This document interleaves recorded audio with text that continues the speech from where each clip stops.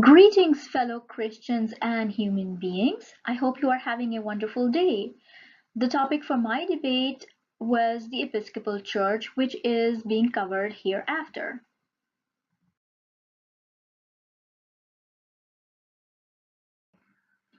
You will hear two words, Anglican and Episcopal, and the usage of both of these words are interchangeable. The Anglican Communion is the name of the international fellowship of churches to which the Episcopalians belong, and the only American branch of that fellowship is the Episcopal Church. The beginnings of the Church of England, from which the Episcopal Church originates, dates back to the 2nd century. It was the merchants and travelers who initially brought Christianity to England. St. Augustine of Canterbury's mission to England in 597 AD marks the commencement of the Church under papal authority. In its present-day structure, the Church can be traced back to the 16th century English Reformation.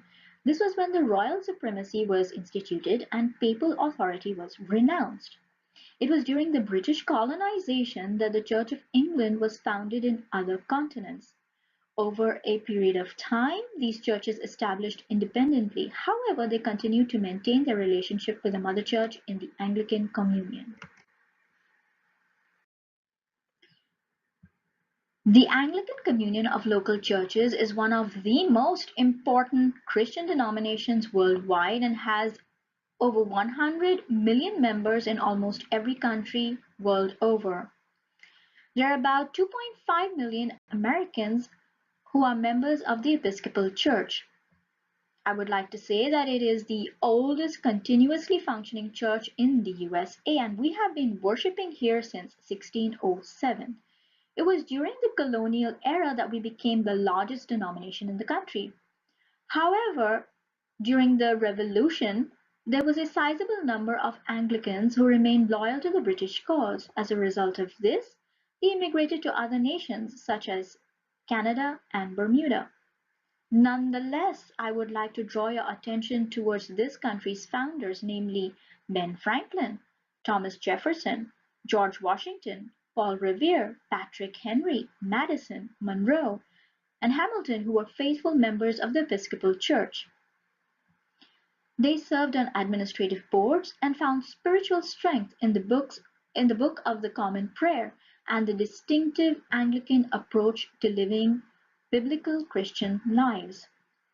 Much of Anglican worship, like that of other churches, is based on traditions stretching back centuries. The Episcopal Church welcomes new members, but a newcomer can say, "Oh, what's happening in the church is very puzzling." I would like to say that our God is a God of order, and we take Paul's words about doing things decently and in order very seriously.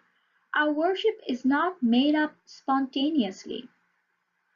Traditions have been handed down to us over centuries. Much thought, prayer, and timeless traditions play a part in the beautiful words of prayer and ceremonies which I believe are extremely helpful to a Christian spiritual life. In fact, it can be likened to a great wine. What is most important to remember is that worldwide, over 80% of world's Christians belong to one of the four major liturgical traditions, that is, Roman Catholicism, Eastern Orthodox, Anglicans, or Lutherans, all of whose members worship in the same manner that we do, or a similar manner. Anglican churches are organized along national or regional lines.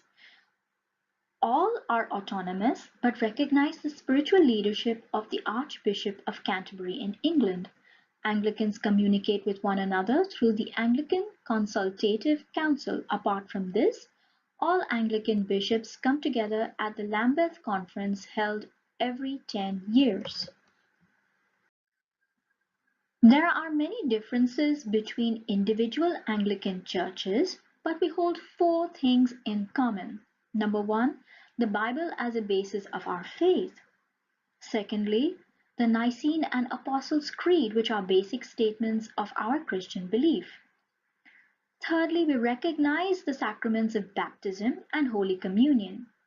Lastly, the historic episcopate, which is the continuity of the line of bishops since Christ's era. We believe that the Bible contains what we need to know about salvation and that the creeds function as tools for interpreting the Bible. It is through baptism and communion that we are actually given some direct personal connection to God through Jesus Christ. We additionally uphold that a common type of church structure, along with the ancient structure, is what binds many congregations in a region together under the oversight of a bishop. The generic meaning of the word bishop in the Septuagint is superintendency, oversight, or searching in matters pertaining to the church, the state, and the army. Scriptural references such as Numbers chapter 4 and verse 16 and chapter 31 and verse 14, Judges 9:28, 2 Kings 12 and verse 11, 2 Chronicles chapter 34 and verses 12 and 17. Even within classical Greek, Homer in the Iliad applied it to the gods. In Athens, the governors of conquered states were called by this name. I bring you to the New Testament, where this word is applied to Christ himself, unto the shepherd and bishop of your souls, 1 Peter 2:25. Pauline writings use an alternative form of this word, bishop, as a presbyters or elder.